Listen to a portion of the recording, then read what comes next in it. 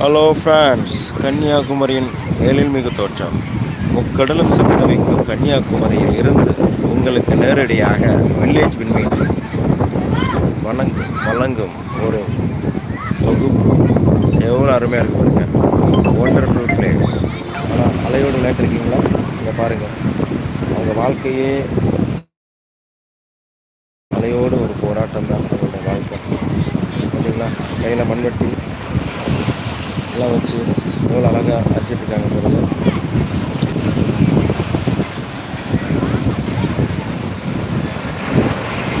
இந்த பாறையில் தான், இங்கே உள்ள பாறையில் தான் நம்ம விவேகானந்தர் தியானம் மேற்கொண்டதாக பாருங்கள். அந்த பாறை பார்த்துருக்கீங்களா? விவேகானந்தர் பாறை அமைப்பு இருக்குது. வள்ளுவம் தன்னை உலகிற்கு தந்த வள்ளுவருக்கு 133 அடியில் திருவுருவச் சிலை. எழில்மிகு கன்னியாகுமரி. யாரெல்லாம் கன்னியாகுமரி வந்திருக்கீங்க, ஒரு காய் போடுங்க. காய் சொல்லுங்கள். கன்னியாகுமரி எழில்மிகு தோட்டத்தை உங்களுக்காக நேரலையாக, லைவாக, அருமையாக, அற்புதமாக எடுத்துகிட்ருக்கோம் பாருங்கள். அங்கே எதுவுமே கிடைக்கலங்கிறனால இப்போ இடத்த மாற்றி அவங்க சிப்பி சேகரிக்க போயிட்டுருக்காங்க பாருங்கள். நம்மளுக்கு கொஞ்ச நேரம் தண்ணிக்குள்ளே இருந்தாலே ரொம்ப குளிரும். எப்படி போராடிட்டு இருக்காங்க பாருங்கள். ஹலோ ஃப்ரெண்ட்ஸ், பாருங்கள். மக்கள் கன்னியாகுமரி வந்திருக்காங்க பாருங்கள்.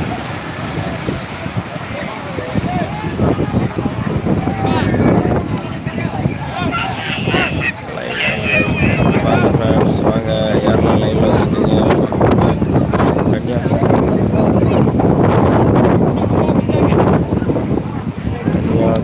கன்னியாகுமரி எழில்மிகு கன்னியாகுமரி.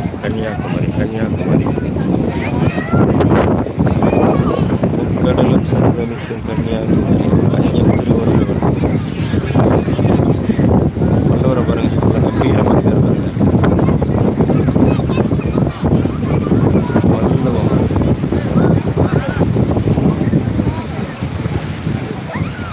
பாருங்க ஃப்ரெண்ட்ஸ், திருவள்ளுவர் சிலை பாருங்கள். பிரதமர் நரேந்திர மோடி இங்கே தான் தியானத்துக்கு வந்திருந்தாப்புல பாருங்கள். ஏதோ ஒரு மாதிரியே தெரியுது, பேக் மாதிரி தெரியுது. சூரிய பகவானை நமஸ்கரித்து ஒரு கீழே போட்டுட்ருக்காப்புல.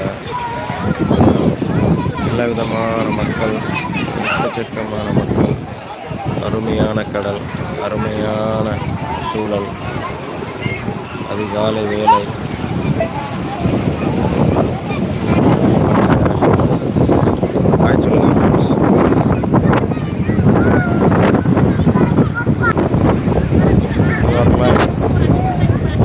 ஃப்ரெண்ட்ஸ், கன்னியாகுமரி எழில்மிகு தோற்றம் உங்களை வியக்க வைக்கும்.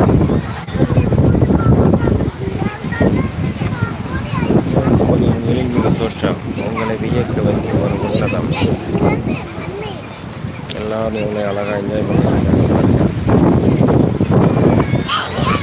எல்லோரும் காலையிலே சூரிய பகவானை பார்த்துருக்காங்க.